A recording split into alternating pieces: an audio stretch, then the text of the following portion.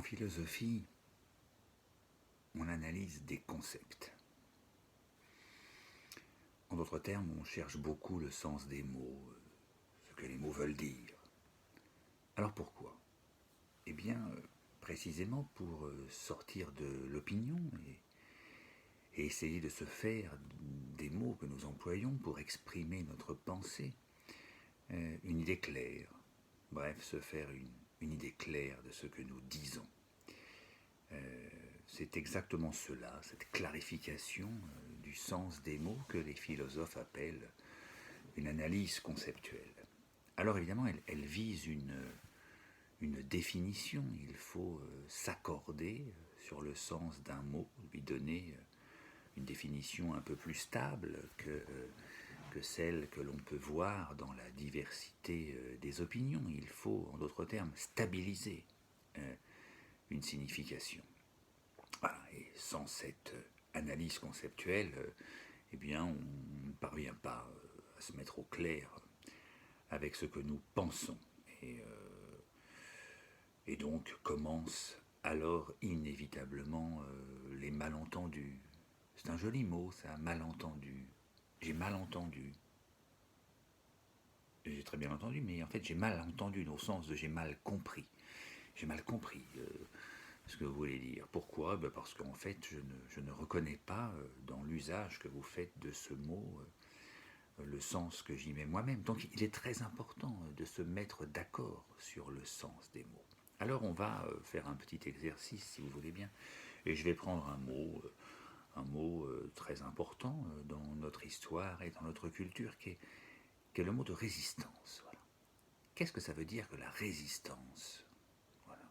Alors pour faire une analyse conceptuelle, il faut d'abord essayer de clarifier un peu les champs lexicaux, c'est-à-dire baliser un peu les registres, comme on dit, dans lesquels ce mot de résistance apparaît.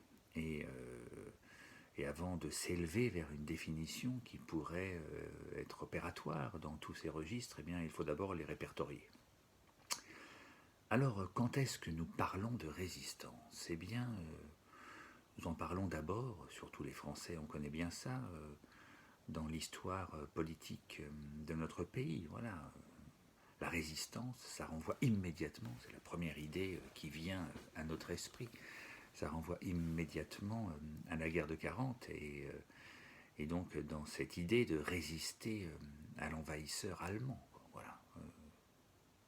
La résistance, ça désigne cette entrée en combat, combat non officiel, parfois souterrain, mais enfin voilà. On refuse finalement, on dit non à l'envahisseur. Malheureusement pour nous, il y a un autre registre aussi aujourd'hui qui est très, très important dans ces temps difficiles de confinement que nous vivons, qui est la résistance à la maladie finalement.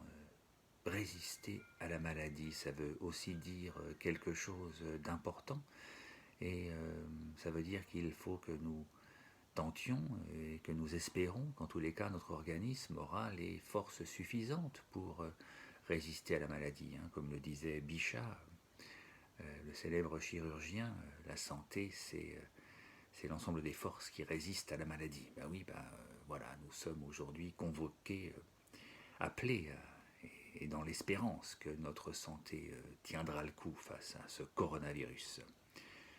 Il y a un autre registre où on emploie beaucoup le mot de résistance, c'est le registre religieux, voilà, quand on parle de la résistance à la tentation. Voilà, la tentation de la domination de nos semblables. Dans la Genèse, par exemple, le diable sait bien sur quelle corde jouer quand il vient voir les hommes pour leur dire « Mais si, vous serez comme des dieux, mangez donc de ce fruit, vous serez comme des dieux. »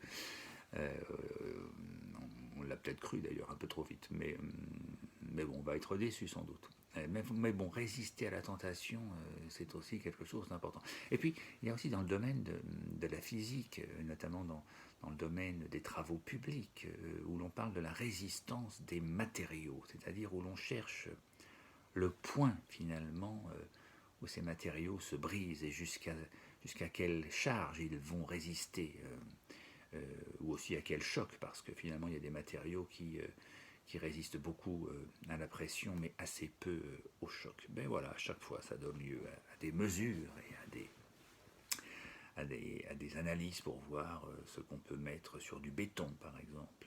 Voilà, et quelle épaisseur de béton il faut mettre entre deux poutres pour qu'elles tiennent le coup. Voilà, donc on voit bien que dans tous ces registres et dans tous ces emplois du mot résistance, on voit bien l'idée qui commence à se faire jour. C'est l'idée qu'il faut essayer de maintenir quelque chose contre quelqu'un. Donc c'est l'idée d'un rapport de force. Voilà. Il y a un rapport de force entre les Allemands et les Français, entre la maladie et la santé, entre la tentation et le commandement divin, et puis voilà, entre le moment où un matériau reste dans son intégrité et le moment où il se brise. Donc il faut maintenir quelque chose. Maintenir quelque chose contre ce qui le menace finalement. Maintenir ce qui était contre ce qui veut, contre nous, provoquer un changement. Voilà. Finalement, résister, ça veut dire non, nous ne voulons pas changer. Non, je veux rester le même. Non, je ne veux pas devenir allemand, je veux rester français. Voilà. C'est pourquoi je crois qu'il y aurait une bonne définition de la résistance qui consisterait à dire la résistance ou résister, c'est manifester la volonté de maintenir ce que j'étais dans l'être et dans l'existence. Et pour autant que nous puissions dire que ce que j'étais pourrait correspondre ou renvoyer à une essence, eh bien, la résistance pourrait vouloir dire maintenir son essence dans l'existence. Alors évidemment, face à une telle définition, on entend immédiatement l'objection surgir, l'objection qui reprendrait la critique de toute espèce d'essentialisme. Vous savez qu'aujourd'hui, finalement, dès qu'on convoque une essence, on tombe immédiatement sous les foudres et sous les tonnerres de ceux qui ne veulent plus qu'il y ait d'essence.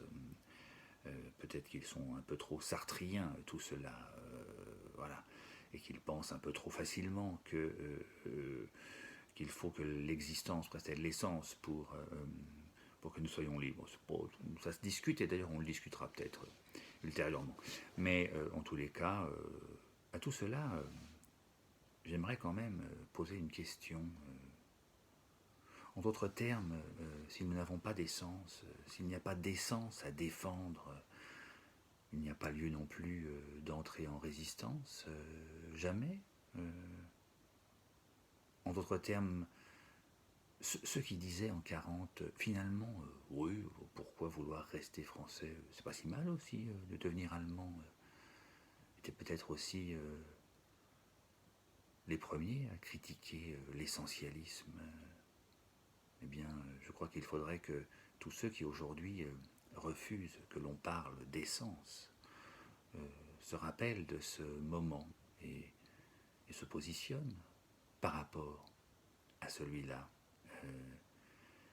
C'est toujours la vieille question, qu'aurions-nous fait en 40 ? Difficile de répondre. Difficile de dire je serais rentré en résistance et non pas j'aurais finalement collaboré. Mais peut-être qu'autour de la critique de l'essentialisme aujourd'hui se renouvelle constamment et journellement pour nous cette question. Alors réfléchissons et l'analyse conceptuelle peut nous y aider.